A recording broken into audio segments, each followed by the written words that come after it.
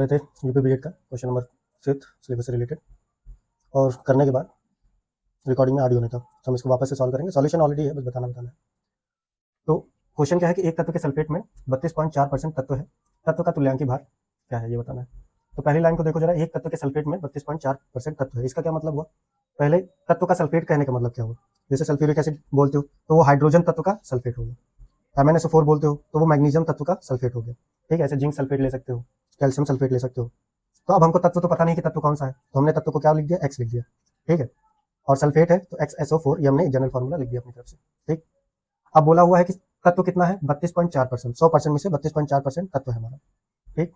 तो बाकी का 67.6% क्या होगा, 67.6 इसको निकालोगे, 100% में से माइनस करोगे तो 67.6% बनेगा। तो 67.6% हमारा क्या, सल्फेट है, ठीक।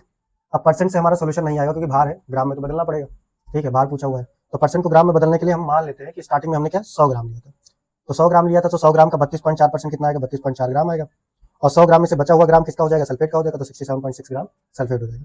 ये 100 ग्राम ही क्यों लिया, 200 ग्राम क्यों नहीं लिया, 50 ग्राम क्यों नहीं लिया, तो तुम्हारी मर्जी, तुम्हारा मन करे तो 50 ग्राम ले लो, तुम्हारा मन करे 200 ग्राम ले लो। 200 ग्राम लोगे तो ये 32.4 का डबल हो जाएगा, यहाँ पे डबल वैल्यू आएगी। 200 ग्राम लोगे तो ये भी डबल हो जाएगा। 50 ग्राम लोगे तो ये आधा हो जाएगा। जितना भी ग्राम लोगे उसका 32.4% ये निकाल लोगे, बाकी का 67.6% वो निकाल लोगे उसके बेसिस पे। 100 ग्राम में देख रहे हो कुछ कैलकुलेशन ज्यादा डिफिकल्ट नहीं है, सीधा सीधा 32.4 लिखा तो 32.4 आ गया, बस इसी वजह से 100 ग्राम हमने चूज किया, ठीक। अब उसने बोला हुआ है तो हमने तत्व ले लिया, तत्व समझ गए, तत्व का सल्फेट समझ गया, तत्व के सल्फेट में 32.4% कहने का मतलब क्या होता है ये समझ गए, उसको ग्राम में कैसे बदलेंगे ये समझे।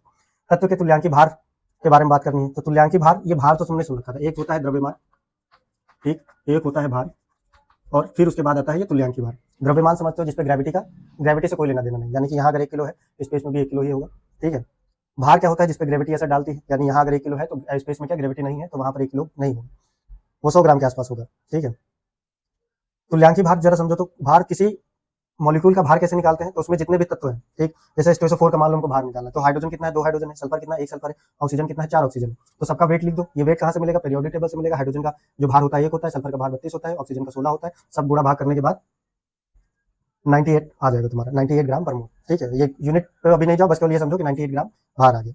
तो ये इसका भार हो गया। तुल्यांकी भार कहने का मतलब क्या है, तो तुल्यांकी भार कहने का मतलब ये है कि अगर मान लो H2SO4 को तुमने NaOH के साथ रिएक्शन कराया, ठीक, तो NaOH के साथ रिएक्शन, ये क्या है, एसिड है, अम्ल है, ठीक, और ये क्या है, ये है क्षार। अम्ल और क्षार अभिक्रिया करके क्या देते हैं, लवण बनाते हैं, और क्या बनाते हैं, जल बनाते हैं, जल तथा लवण बनाते हैं। तो हमने वही रिएक्शन कराया, करा दिया। कराने के बाद रिएक्शन में कितना किसने पार्टिसिपेट किया है, कौन सा मॉलिक्यूल कितना लगा है, वो तब तक नहीं पता चलता जब तक बैलेंस ना हो। तो बैलेंस करने के लिए हमने देखो यहाँ 2 लिखा हुआ है, यहाँ 2H2O लिखा हुआ है, फिर Na2SO4। अब देखो सारे तत्व देखोगे, 2 हाइड्रोजन, 2 + 2 हाइड्रोजन, यहाँ 4